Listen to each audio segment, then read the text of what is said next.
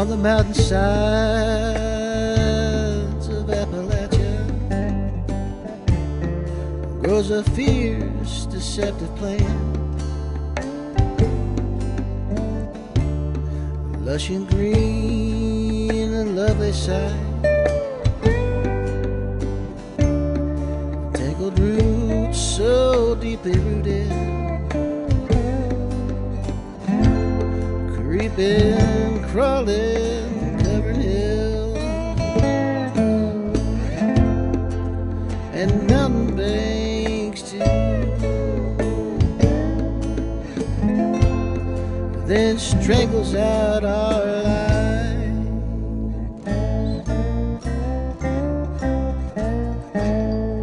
Kudzu.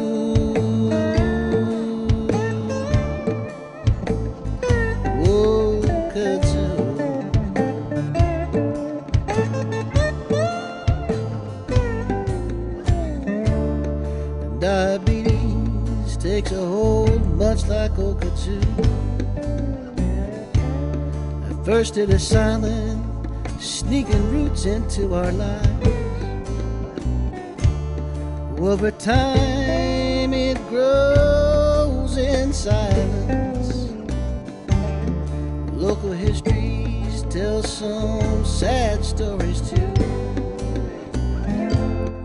about what this disease has mainly done.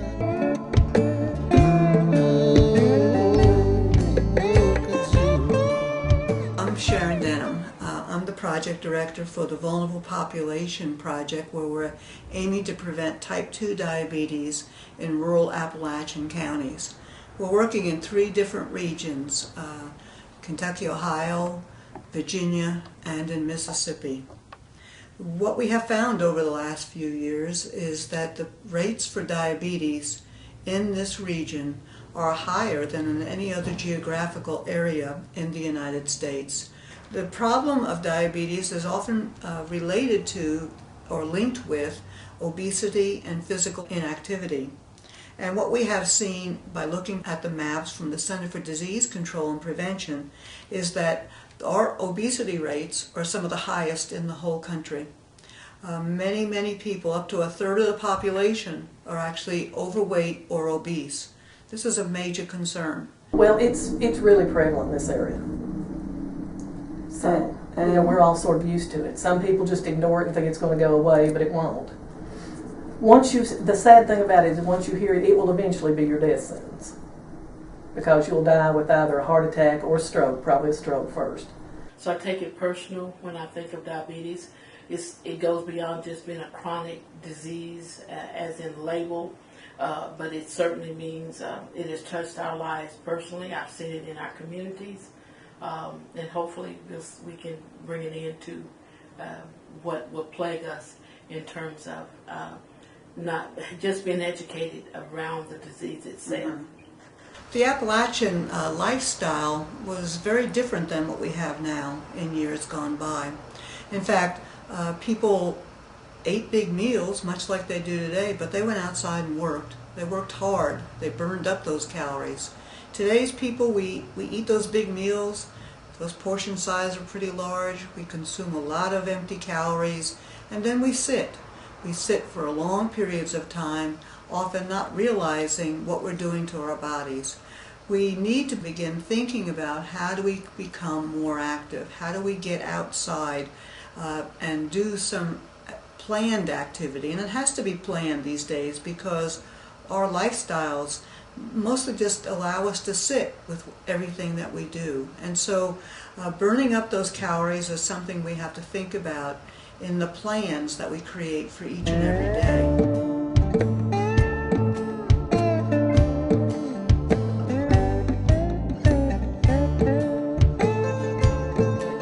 Well, I have a family history of diabetes. Both my grandmothers were diabetic. My father is pre-diabetic, and then my sister and myself both have had gestational diabetes, which is diabetes when you're pregnant. Mm-hmm. With the patients that comes in here, with the children that comes in here, there are a lot of obese children. And you know that on down the line, what's going to happen. diabetes. My dad was diagnosed in the early 1960s, but at that time you wasn't allowed to tell anybody that Daddy had diabetes. It was kept secret, and he felt like it made him lesser of a person. But I grew up knowing that he had diabetes, but not knowing that it could be hereditary and what it could mean to my family. But it was in the family, so I guess you kind of expect it. I only have an uncle that had it probably. And I have one sister that she's about the opposite. She has low sugar, and she does pretty good. And my mother's family, all of her brothers and sisters are diabetics. My mother was diagnosed with diabetes about 4.5 years ago. My aunts had diabetes and they both died young, in their 50s. They had heart attacks, and then actually my brother has been diagnosed with type 2 diabetes a few years ago. With me, after I found out how serious diabetes was, I tell people, about it. And then they'll open up and say, oh, I'm a diabetic too, or my husband is. But it's just people in this area don't know a lot about it.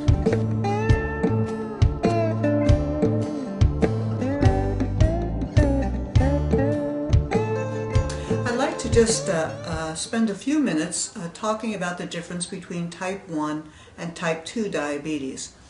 Many times people get these terms confused. I try to help them make a list of questions, especially if it's been like a while since they've been to the doctor or something new comes up.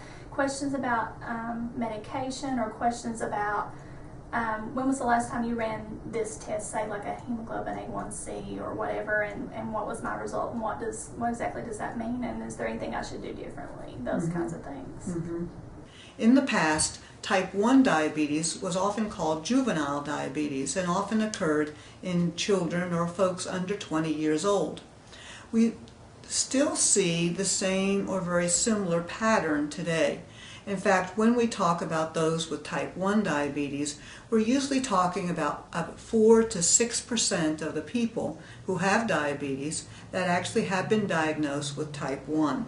I am actually pregnant with my second child, and so far, no gestational diabetes. But, it's something that can definitely be an indicator of developing diabetes later in life. Things you deal with in pregnancy, it's kind of a window of what could happen later. So it's something I'm going to have to watch out for. I may not fit the physical profile of a type 2 diabetic, but it's definitely, I think people need to understand it can come in all shapes and sizes. It definitely does follow, obesity and people that are overweight and that sort of thing, but not always. Type 2 diabetes is the one of greater concern today. In fact, probably 94 to 95% of the people that have diabetes have type 2. Type 2 diabetes is a disease that we generally would see in much older people. In fact, the older we get, the higher risk we are for this disease. But today we're seeing type 2 diabetes being diagnosed in people much younger. In fact, 20s, 30s, and even some young people still in their teens are being diagnosed with type 2 diabetes. This is of great concern because if you have this disease for a long period of time, in other words 15, 20 years, you begin to have complications from that disease. And those complications then can reduce the quality of life one has, and we just have to deal with illnesses and sicknesses that we just do not want to have. The thought that may come into your mind that whatever religion you are, you're going to pretty soon meet your maker, because it has a lot of negativity to it.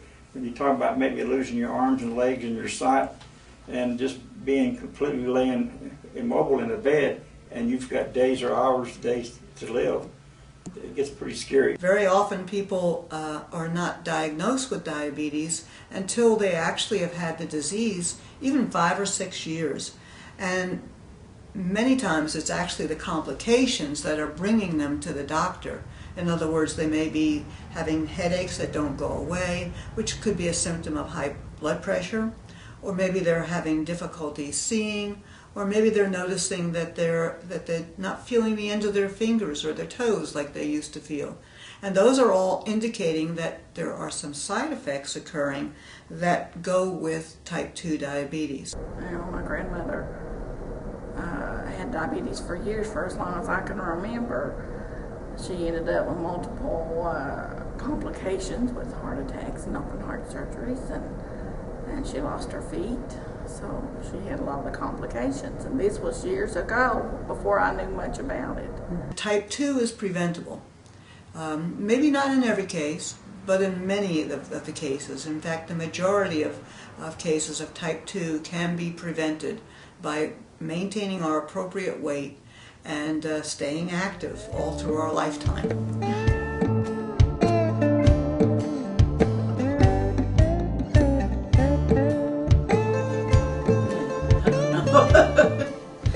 Something you got to be very careful with, which I hadn't been over the years when I first started out.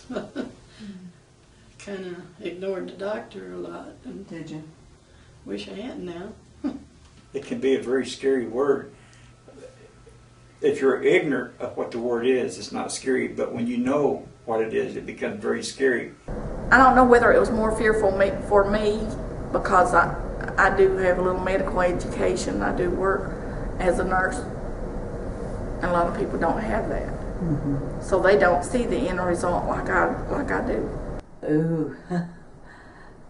Well, you had angry.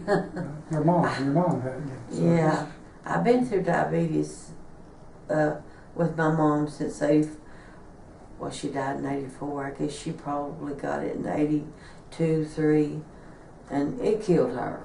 But they didn't know a lot about diabetes then. They're confused. They don't have a good understanding, I think, of diabetes. It's a complicated disease. But it's a lifetime illness. It's something you have to deal with every day that you live. It affects everything that you do. It's not just an illness, say for instance, that you might have migraine headaches. It's something that affects every portion of your body. Mm-hmm. It was very hard to get all that straight. Everybody'd say, did you get your insulin? Did you get your monitor? And it takes a while. Most people I find out are scared to death of taking the shots or pricking their fence to take their diabetes. I mean, and I just can't understand that. Big old tough guy can go out and he can go in the mountains and cut wood and go to the army and fight wars and come back and does not want to take a pen. I have a high school friend of mine, graduated from high school with me. He would not. He was trying to take pills and control his diabetes. He would not take shots, and he would very seldom ever check his sugar. Well, he's dead now and died from diabetes. Most people don't understand the severity of diabetes and how it can affect their life.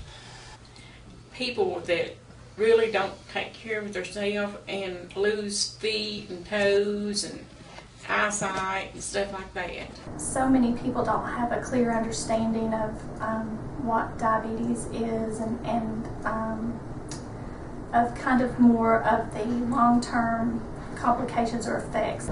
It's a whole change of your life. You have to change everything. Change your way of thinking, your way of eating, just everything.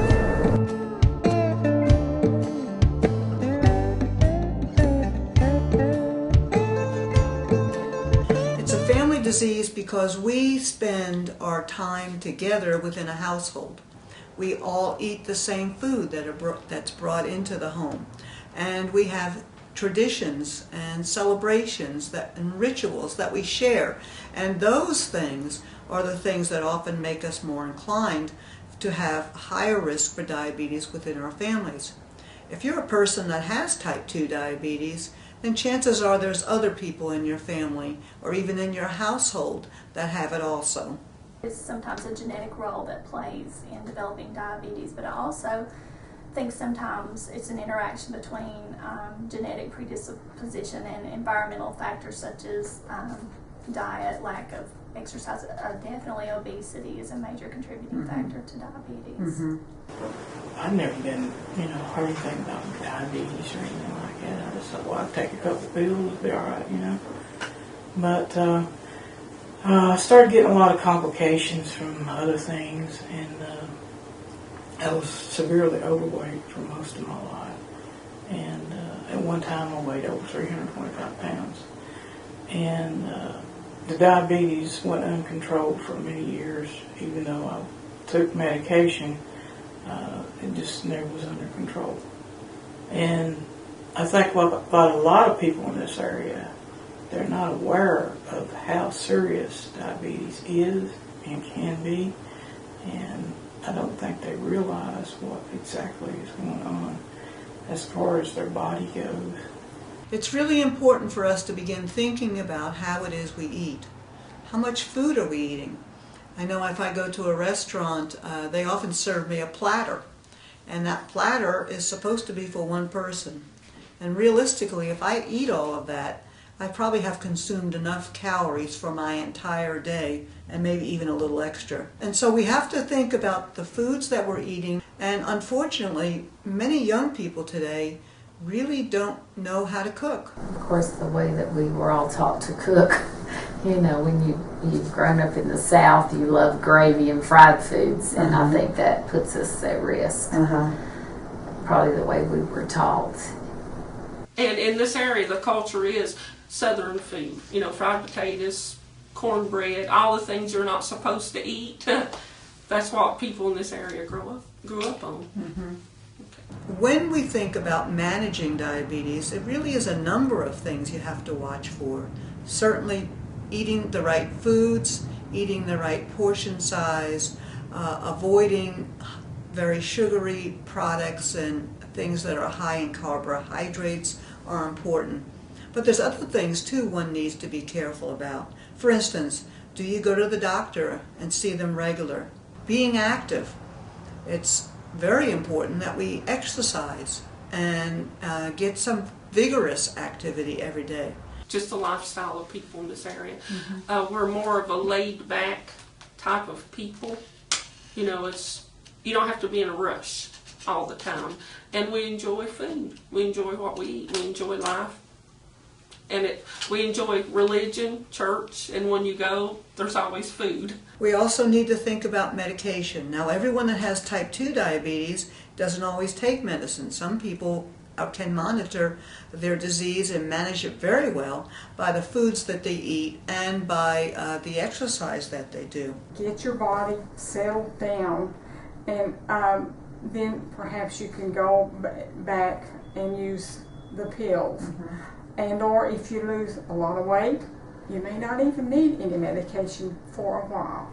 Another thing that people don't think about very often is taking care of their eyes, going to the dentist. There's a very great body of knowledge growing that if you have poor oral or dental care, that you may be also at higher risk for diabetes or for complications related to that.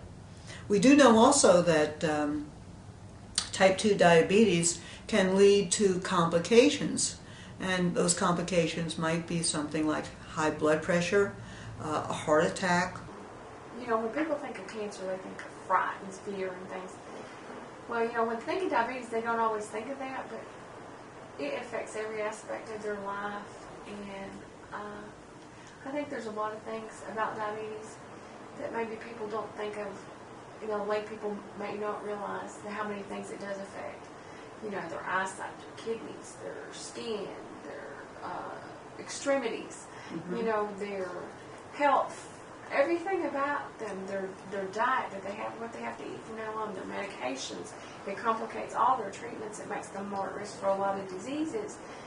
One of the things that's been really made clear over the last few years through research and study is that if we prevent type 2 diabetes, we often are also preventing all of those other complications that might come from it.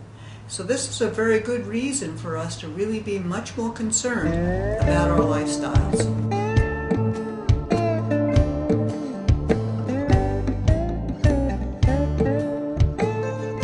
Sisters and my brother are all in their 50s now, but none of them have developed diabetes except me. And I became diabetic at 17, and I've had it 39 years. I was in tears. I was just devastated. It was like somebody telling you have cancer and there's no cure. But when I went home, I just did my everyday life. I didn't check my level. I just ate whatever I wanted. I just ignored it for several years. It's a disease. It, at this point in time, is not curable, but it's controllable and it's treatable. They need to make sure they're getting regular checkups with their physician and that they are knowing what questions to ask and understand what their lab results mean and what they should do. I also think it's important that they know that there's simple things they can do in making changes in their diet or being more active to help keep their diabetes under control, things they can do themselves. I've just been sort of doing what I'm supposed to do. I started eating like I should. I lost a few pounds and I'm doing good. Doing good. My feet hurt. Yeah. But well, number one, I take my medication as prescribed to me, and I try to exercise.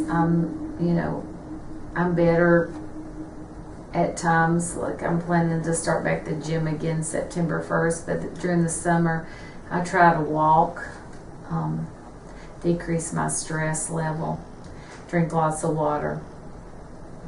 And the weight issue is the problem because, the more weight you gain, it seems like your sugar goes up and you feel bad. And it seems like I know when I'm not feeling good or my blood sugar's high if I've eaten too big a meal. I've changed my diet. We don't eat as much. We don't eat that much fried foods. When we used to eat a lot. And I can't give up fried potatoes once a month or so. I have a little bit of that. But mostly it's just changed my diet. And I exercise, but I'm having a hard time with that now because of other health problems. And as we were talking, it's such a long-term thing, you tend to forget about it. Unless somebody asks you, do you have diabetes? And you say yes, and they say, what do you eat? Mostly it's what do you eat?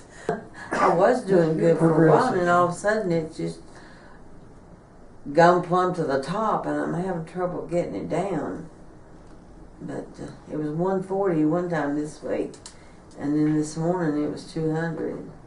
And I don't eat that much. We fuss at each other, but we watch out for each other. Yeah. I remind her to take her medicine. She reminds me, you've had enough of that today, or whatever. And of course you step on each other's toes sometime, but that's part of the battle. Well, he watches what I eat and try to. what I do. He makes me exercise a little. We all have to work together, and I know diabetes is a big challenge. I deal with it myself. Because I know that she doesn't have such a great variety of what she will eat. And trying to get something that she'll eat that I know is all right is something hard to do. I think we all know healthy eating, and we support each other, and we know that we need to eat healthy. These crash diets don't work, that you just need to exercise and eat, have a plan and eat healthy. What always comes into my mind when I think about prevention, of course I know genetics play a role, but the biggest thing that pops into my mind is, what you put into your body is what you're going to get, whether it's nutrition or exercise or whatever. It doesn't happen magically. It has to be put in order, for it to come out and be there. So I think that's the biggest message.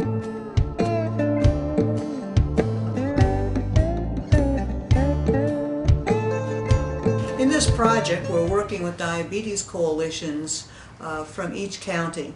We've had some training sessions for the coalitions. We have county liaisons who are working with the coalition and working with the Center for Appalachian Philanthropy here in Ohio, where I'm based out of. And we're making some progress. The coalitions are a way that local people can work with other local people. This is the only way it's going to get done. We have to work with each other. We have to support one another. If we don't hold hands, join forces together, nobody is coming to help us to do this. And I often use the term citizen action. And to me, citizen action is all of us working together to make a difference in the place that we live. We have to do it ourselves. And so we need you as an important link in that big chain that ties our community together and fights this silent killer of type 2 diabetes.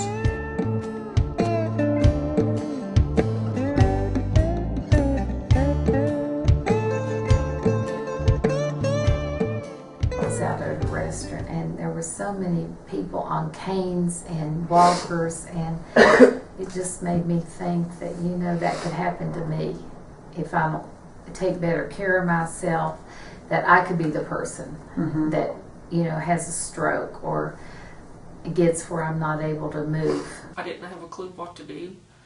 How'd you get diagnosed? How did that happen? I stayed tired and run down, and my doctor did quite a few tests and told me, but she didn't really explain into detail what I needed to do and not do.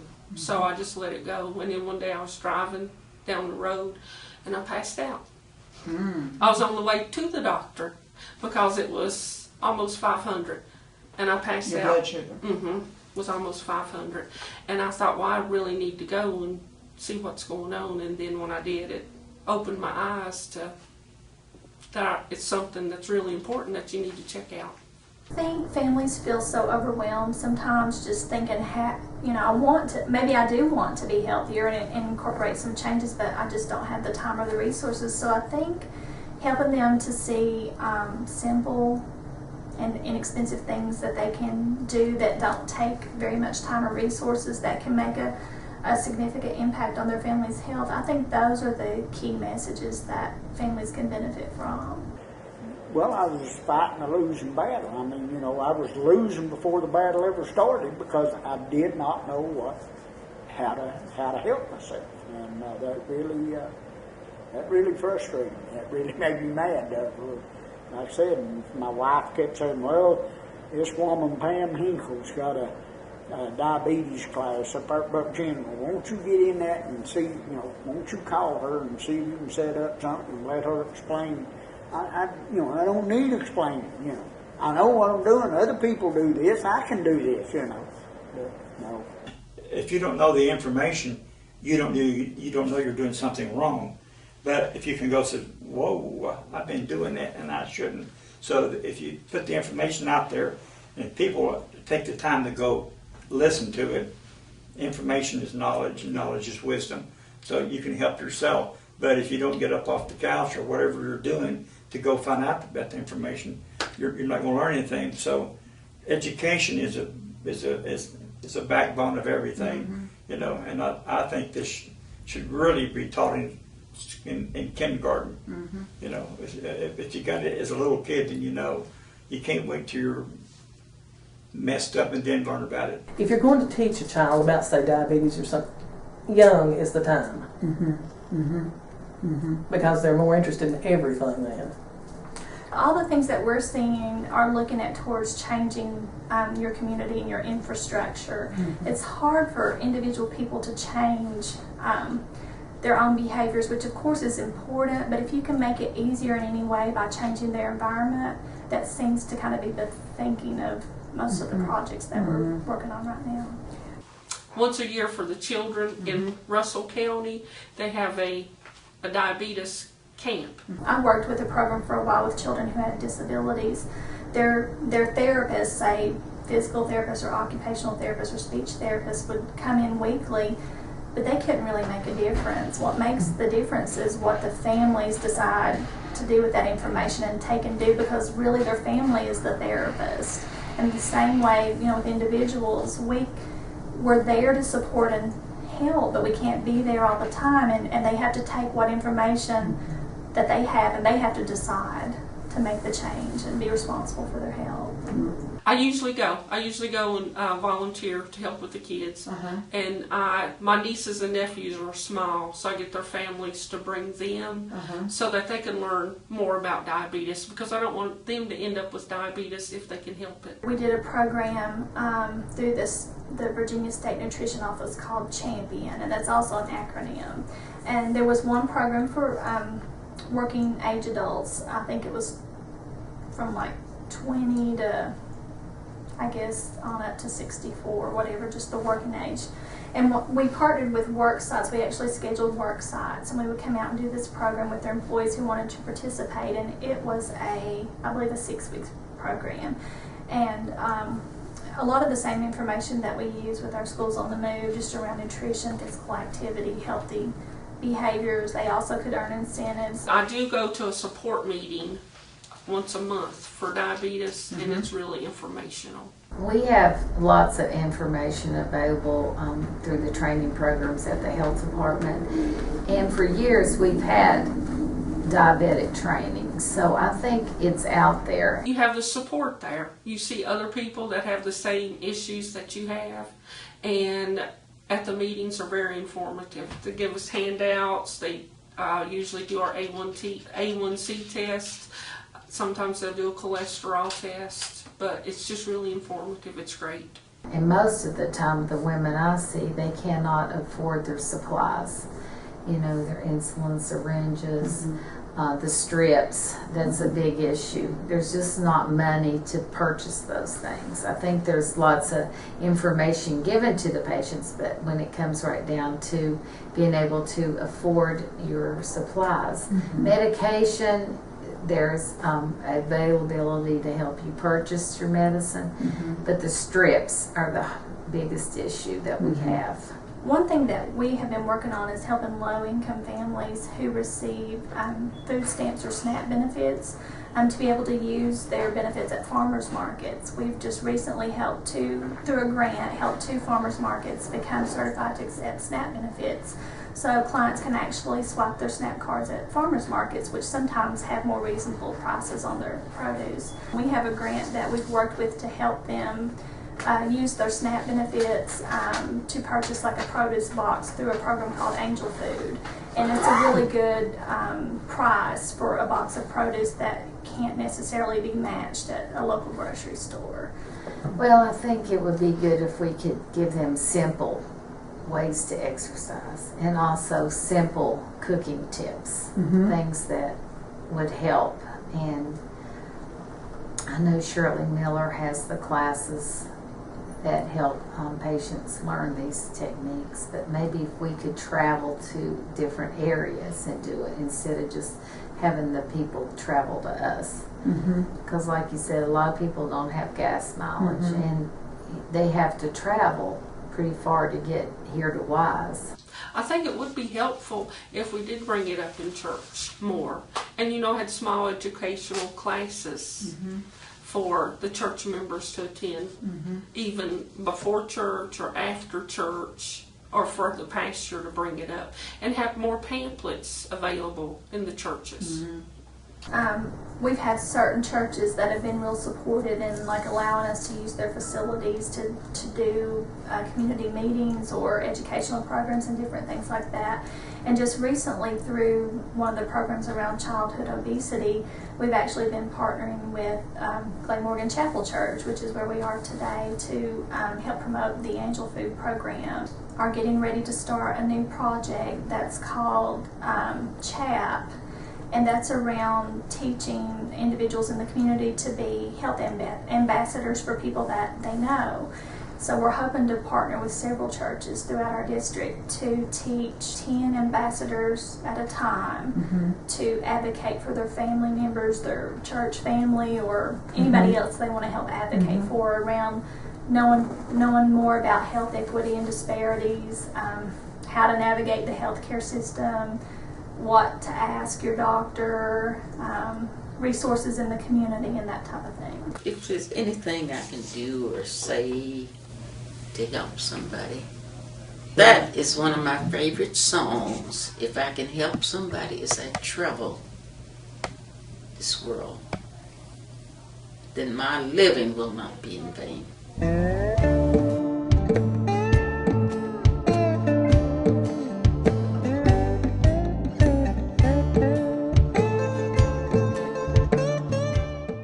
As you can see through the film that you just watched, we have many people in our communities with type 2 diabetes.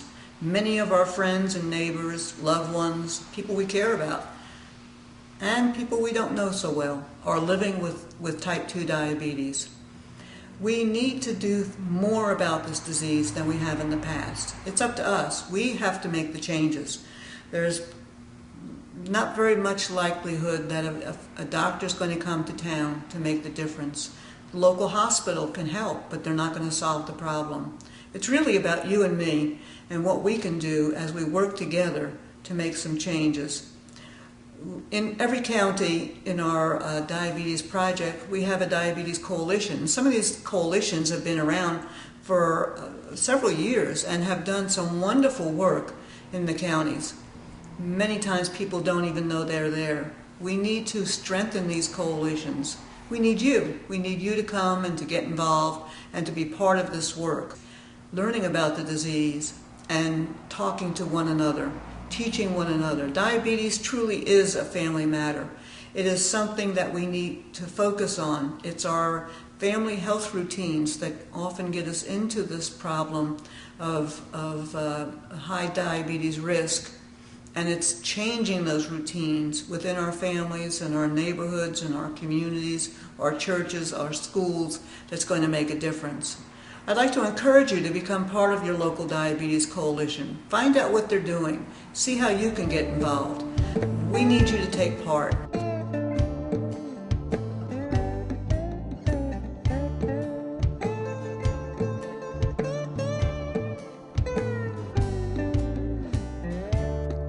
On the mountainsides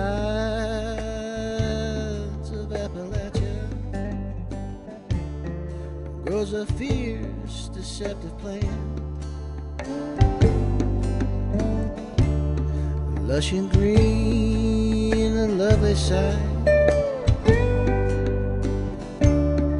tangled roots so deeply rooted, creeping, crawling, covering hills and mountain banks too. Then strangles out our life,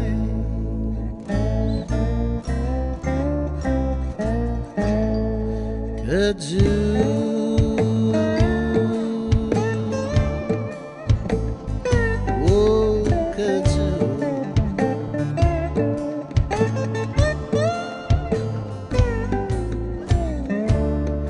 Diabetes takes a hold much like okatsu. At first it is silent, sneaking roots into our lives.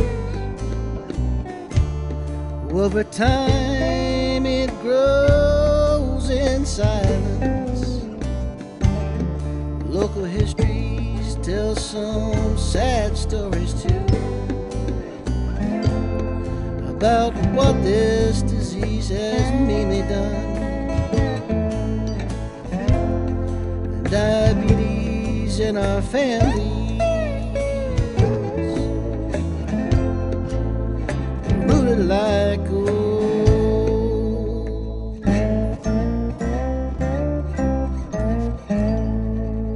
kudzu.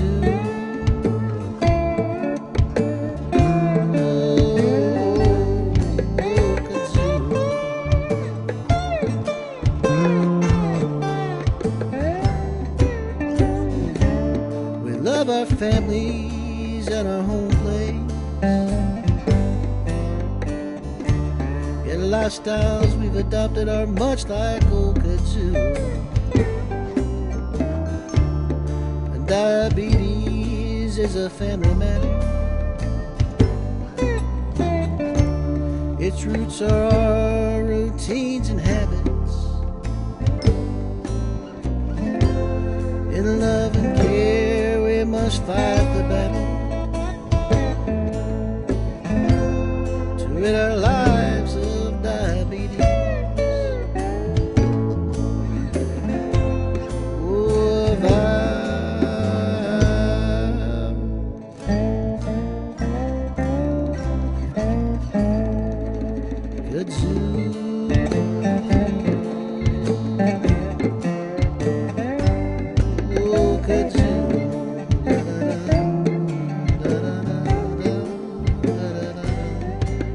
good to